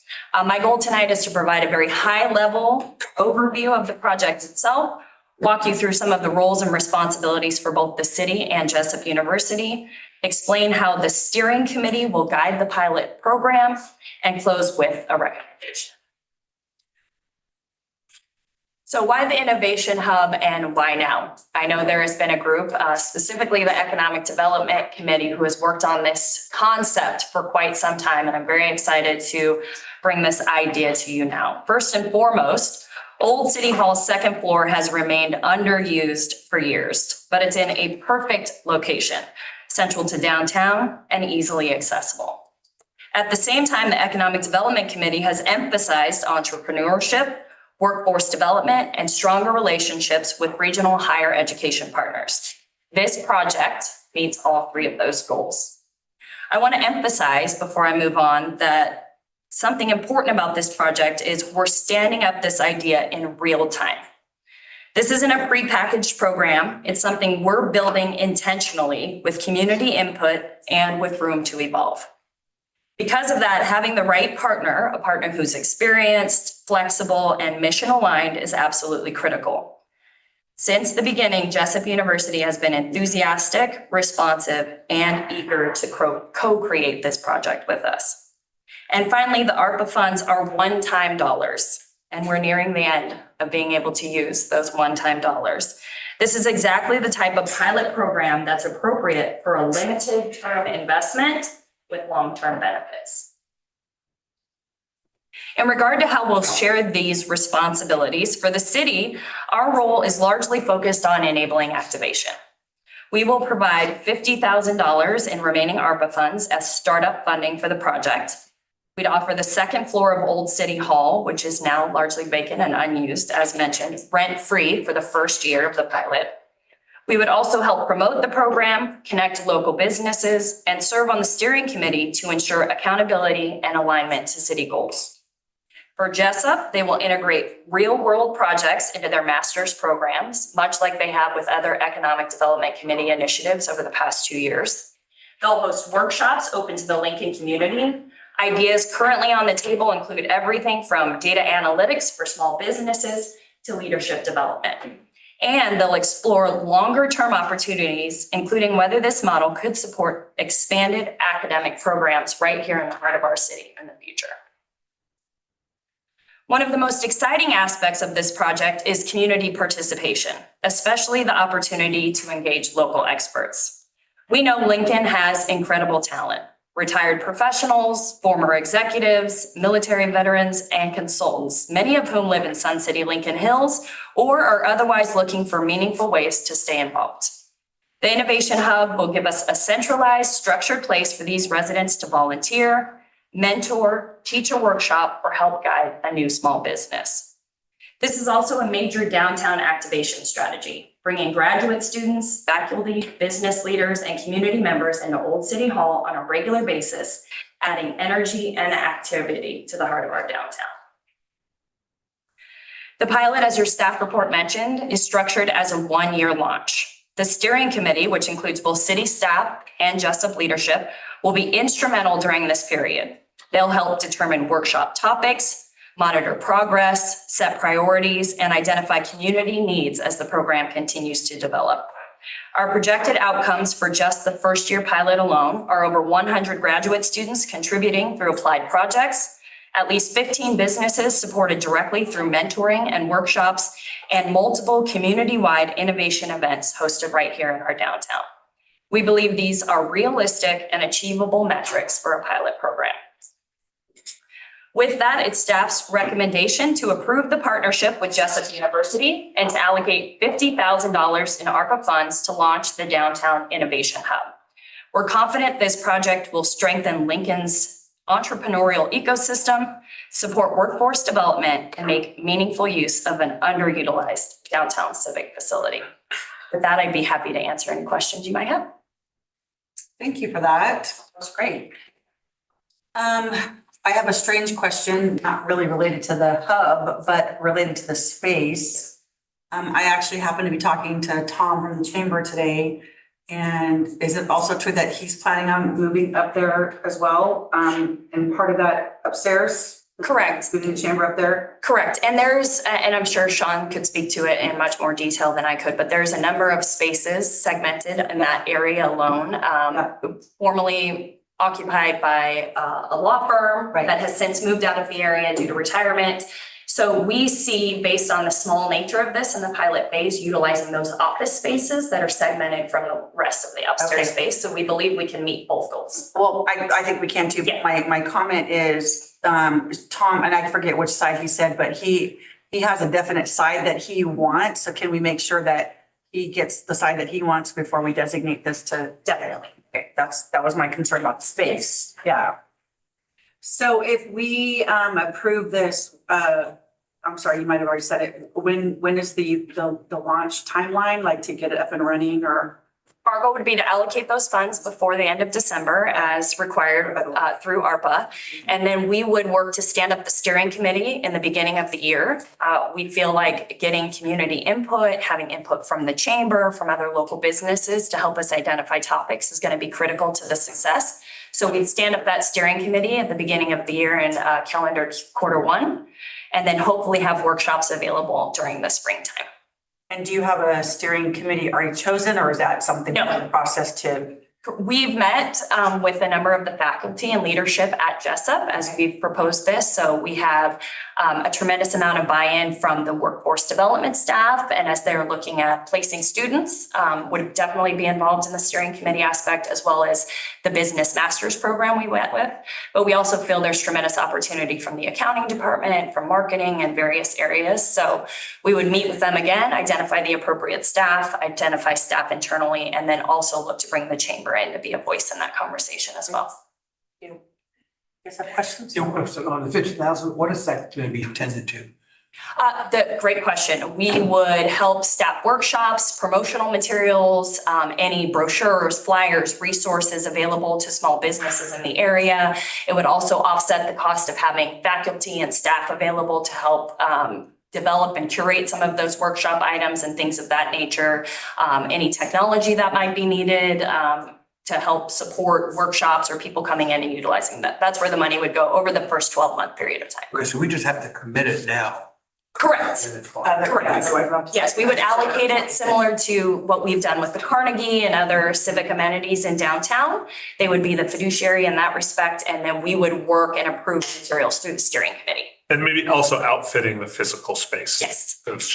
Correct. Okay. Any other questions?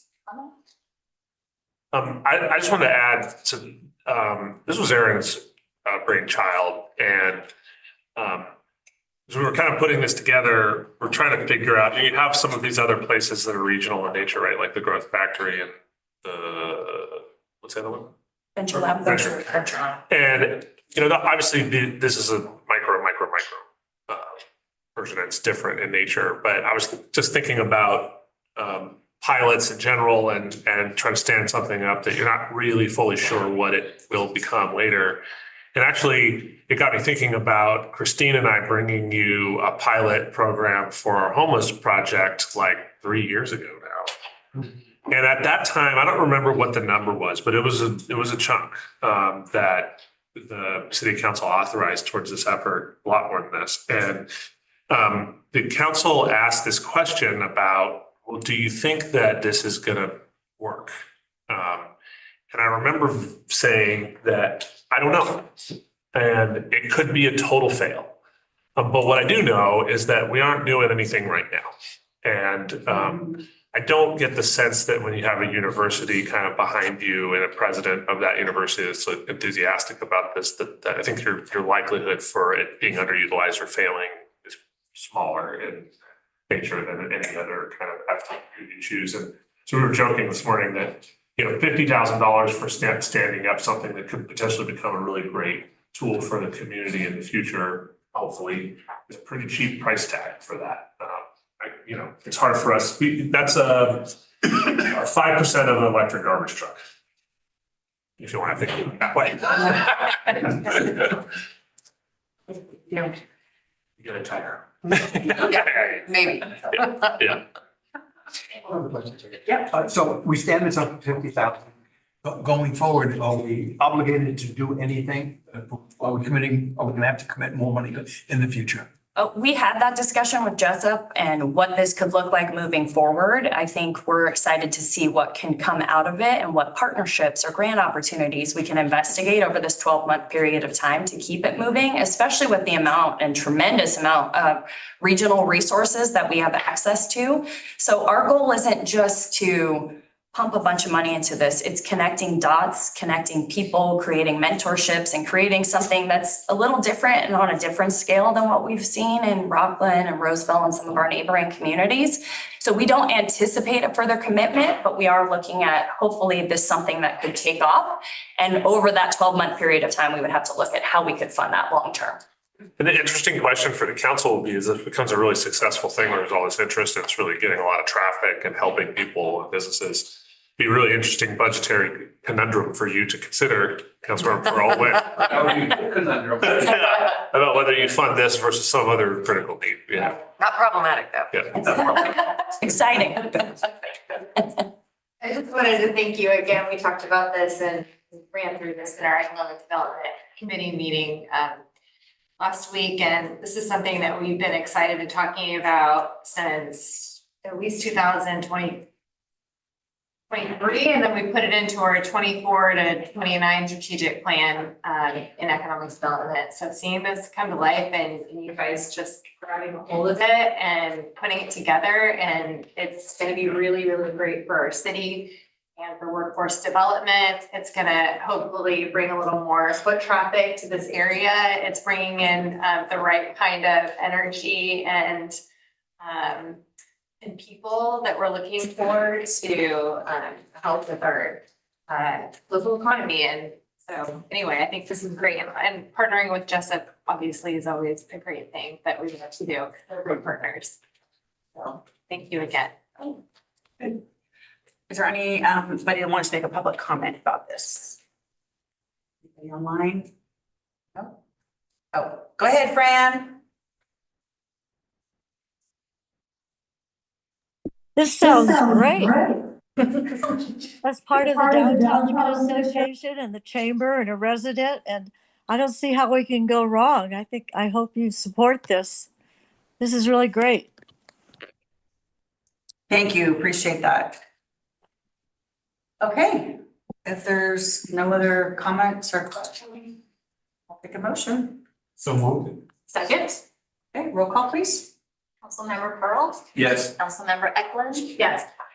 Mayor Pro Tem Brown. Yes. Councilmember Reedy. Yep. Mayor Andriana. Yes. All right, awesome, very exciting. Look forward to hearing updates as we move forward.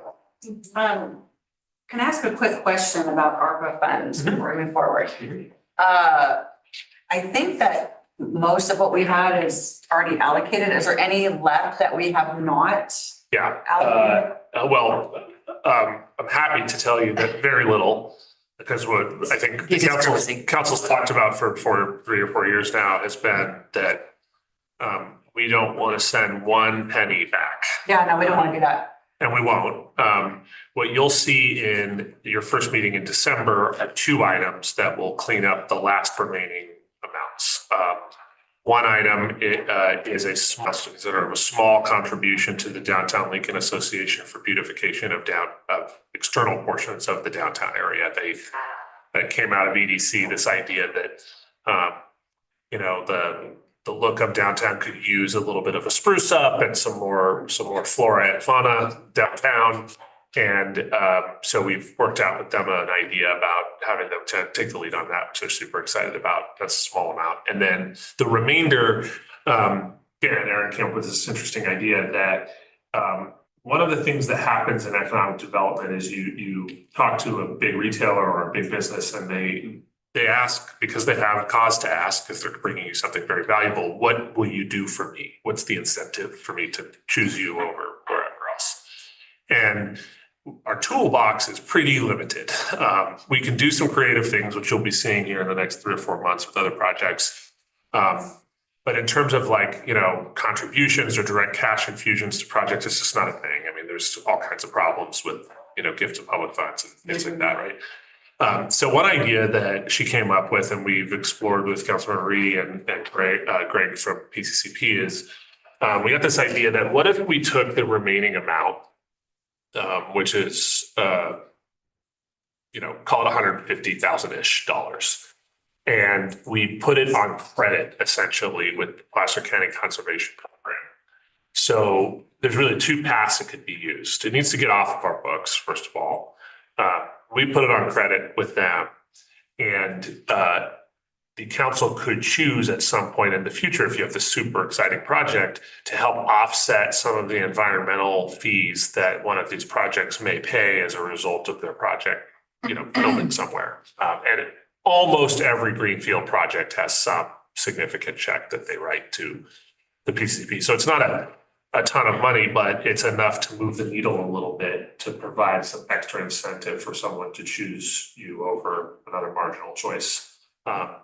Alternatively, if that doesn't materialize in a certain period of time, the other thing we could do is that what we've learned over the last year is that our own city projects periodically fall under PCCP and we have to pay sometimes large dollar amounts to build a park or to build whatever. And we have strong feelings about that sometimes, but in the event that we just have to in some cases, which is true, this also gives us the opportunity to tap that money and say, hey, well, we already have some money on file for that. And we're working out, there's some legal details about what PCP can and can't do that we're trying to sort out at the moment, but it looks like it's all going to sort itself out. So that was our idea, to kind of use up the remainder. Everything else that was allocated in those other buckets that you did is out at a point.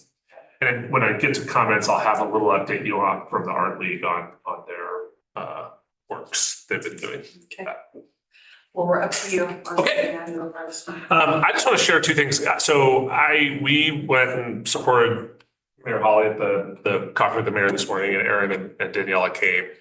And it was one of my favorite ones we've done. I've probably done a dozen of them now. It was just a fun group of people today, and we were all laughing and making jokes. And so Aaron and Danielle gave sort of an idea about what economic development was working on, and they shared a few little new things that they're working on, which I hadn't been looped fully in on yet, but I just thought were just so indicative of helping to provide economic development more resources in the form of staff. One idea that is going to happen is this, what are we calling it? Table talk? Permit assistance program, so we'll be tabling in the lobby. Yeah, so once a month, they'll literally put a table in the rotunda, and people that come in for business licenses or development projects or really anything will be able to stop at this table, and there'll be staff there, and they'll be working, and they'll introduce themselves, and we'll have a rotating kind of cast of people from different departments that come and sit each month, and they'll hang there. And it just pulls us out of the office a little bit and allows more in-person contact with people that are trying to navigate whatever they're trying to do here, which I thought was a really neat idea. I have not seen that elsewhere.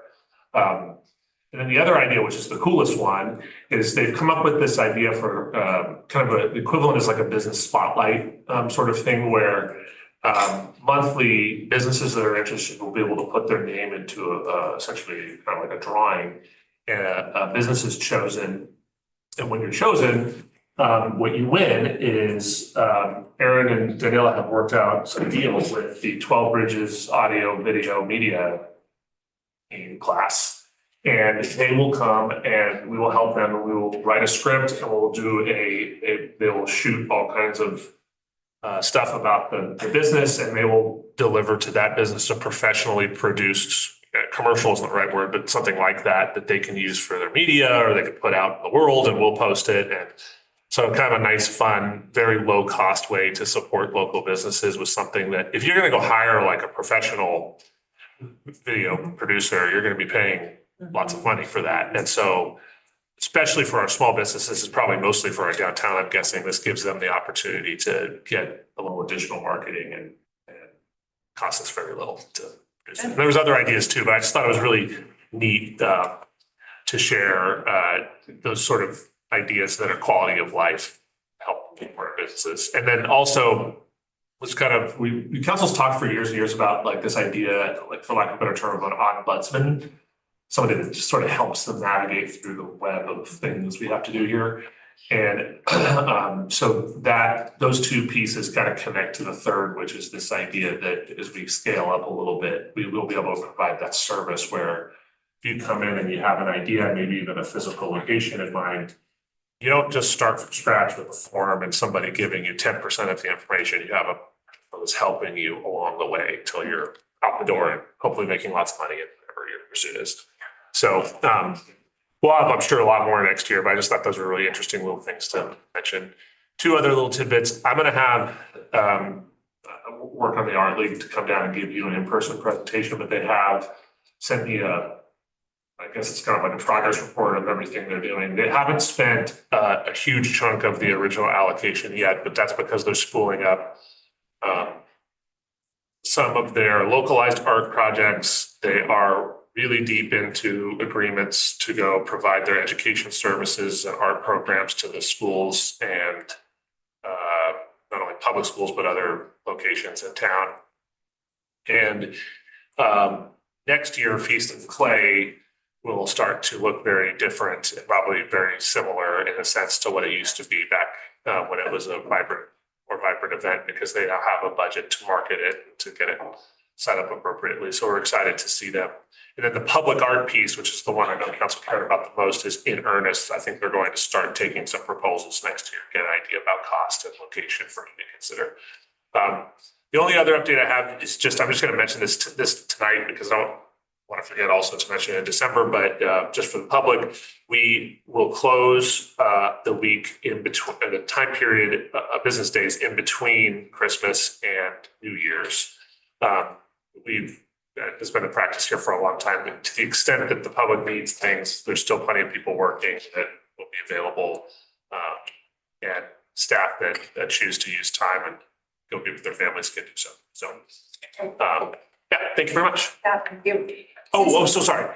I'm sorry, I do have one more thing. I was asked for an Oak Tree Lane update. And so would you be okay hearing a quick one from Mita? Yeah. That came up a bunch of times, like 14 times today. I did promise Councilmember Pearl will be given an update. Don't give it, he may take my pound of flesh. So yeah, the project at Oak Tree Lane, especially the intersection of 193 Oak Tree Lane, as we all know, has been very protracted and drawn out, and primarily as a result of delays in connection with PG&E.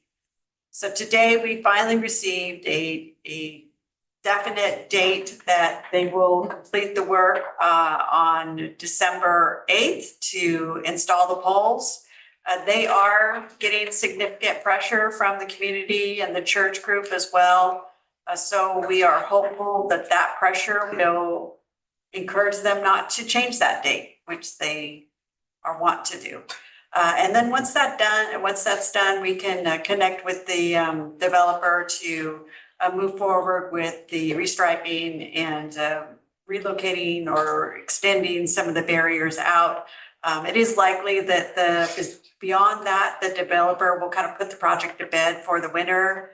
And it ends up being more expensive to them to try to do some of the construction in the winter months if it turns wetter and then they have to hold. And so they will probably put it to bed until spring and then attack it again in earnest with completion of 2026. So when you say completion, that means an actual working light or? Yeah, full completion. So they're just gonna put the K-rail's poles gone. up in December, but the light's not actually gonna be working until spring. Is that what you're saying? I don't believe so, Ben. Sure. I'm just trying to track what you're saying here, just so I understand. Yeah, there is quite a bit of work left. There's Yeah. about 6 months worth of work left. I mean, just to put it in context, I think last year our city manager estimated completion would be around late summer, August, September. Well, in reality, we were delayed by PG&E for about 12 months. Right. So there's about 6 months worth of work left. Now, if the developer's contractor, Tyker, remobilizes when the weather's a little bit drier, probably, depends on the weather, right? It could be March, it could be April. There's about 6 months worth of work left because there's still significant underground work. And all that needs to be done and traffic needs to be shifted to the other side of McBean Park Drive. And then they can finish up with electricals and then pave. The portion that Nita's talking about is northbound Oak Tree Lane. Tony Crazy left, but he is the design engineer in charge of that. And Nita and I have talked to him about it, if he's willing to make any changes to better accommodate access in and out of there. But it's really the design engineer's recommendation. I can understand. He does not want to, create the perception of, okay, now we're opening 4 lanes and there's no receiving lanes to the north yet because the intersections. So are you talking about removing the K-rails? Is that what you're talking about there? No, I'm talking about the existing cones that are to the right on the south side, Oak Tree Lane. Oh, okay. There's quite a few lanes that are blocked out. When this project started, we thought McBean Park Drive would be completed. 193 would finish first. That didn't turn out to be the case. Oak Tree Lane South actually finished first. So what you see now is the ultimate completed Oak Tree Lane to the south, but the rest of the intersection, including the widening of McBean Park Drive, is incomplete. Okay, yeah, so my main concern is the light at Oak Tree Lane and 193/McBean Park, right? So that's still 6 months. Oh, yeah. That will be the last item. Honestly. Okay, so here's my question, which I get the delay and all of that. I understand, because Sean explained to the residents today about the K-rails and that they moved them close to keep people from speeding, whatever, but me personally, those things are scary. And they're hard to turn out. Can we move them back a little bit, even without the light? Is that a possibility? We can have a conversation with Tony and we may need to. Yeah, that portion's actually under the contractor's control with Taylor Morrison. Yeah, oh, that's And right, right that's now Taylor's they're- part. They haven't mobilized. They'll need heavy equipment to move that. So. I understand what you're getting at with it.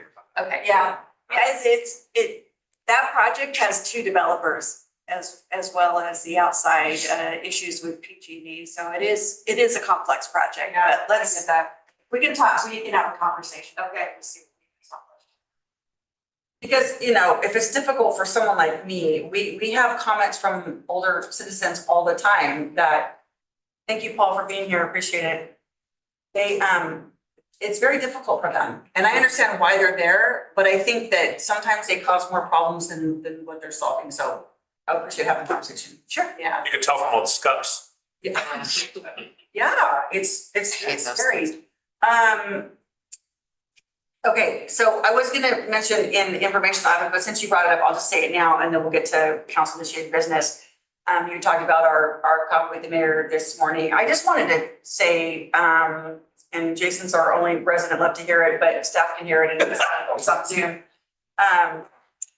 that since we've been doing this, I mean, we do it with every mayor and Sun City really appreciates it. But for this past year, I'll say for me, I just want to thank staff very much between Aaron coming twice and Sean coming with me a few times. And we had Matt Medill and his team out, and then Daniela came today, Chief Alves, Chief Mejia, everybody, and Christine and Kim came for code enforcement.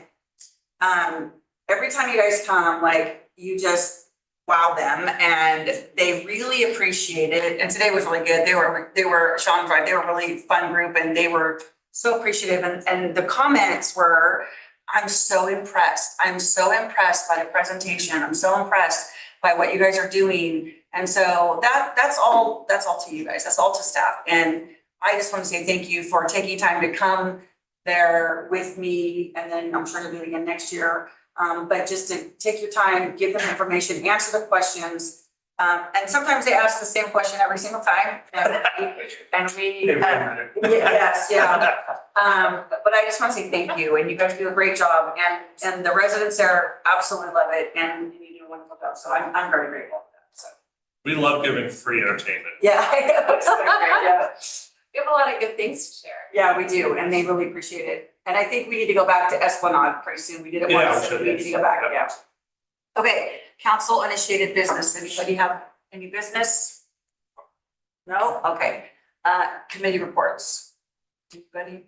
I had one last week, already approved the use of natural landfill gas, new contract with that should double or triple in a year the revenues for the.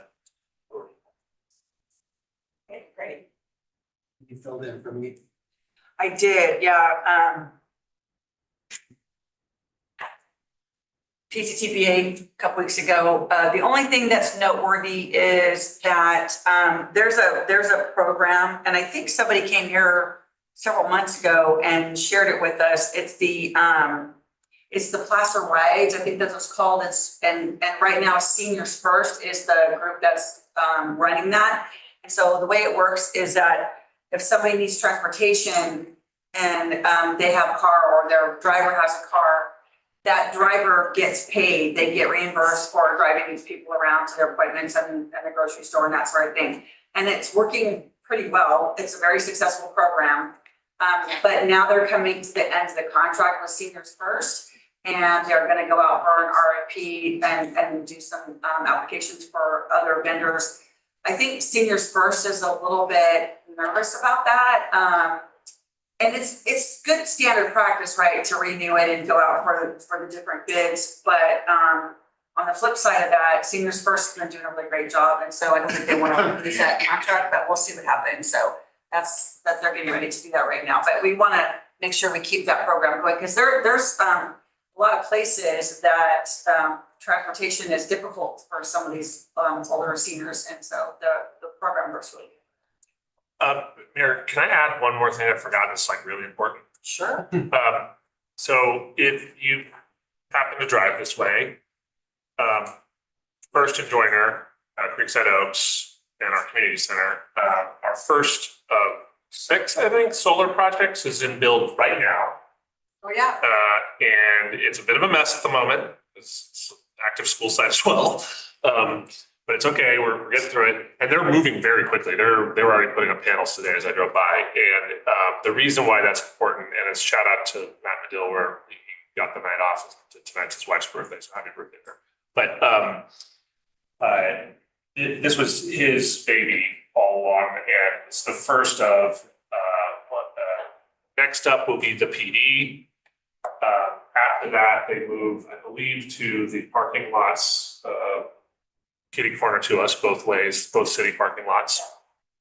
And then they move to McBean at the pickleball courts, and then they move to the ground mounted solar at the public works yard, all of which lead up to millions of dollars in savings over the next number of decades for us. So we're just super excited, because it's taken a long time to get that off the ground. And so for those of you who are trying to accommodate all of that building to occur here in the downtown area after we do Christmas parades and et cetera.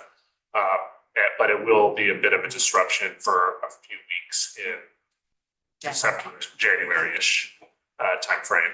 So I know it's annoying for everybody, we'll just have to park a little bit further out for a while, and then you'll have lovely covered parking every day, especially in the summer. You just have to get a golf cart to give us a shuttle back to. Yeah, that's fine. Or an e-bike. Yeah. Thanks. Okay, thank you for that, appreciate that. Okay, any other committee reports? Yeah, there was a lot that happened, well, because we didn't have our last meeting, so, we had LAFCO on the fifth, and, I don't think I have anything really important to report on that, we're just, working through, still getting to, our fire studies and, hiring a new EO and what that process is gonna look like, and, then I had my board orientation for the CalAPCO board seat yesterday morning, and picked my two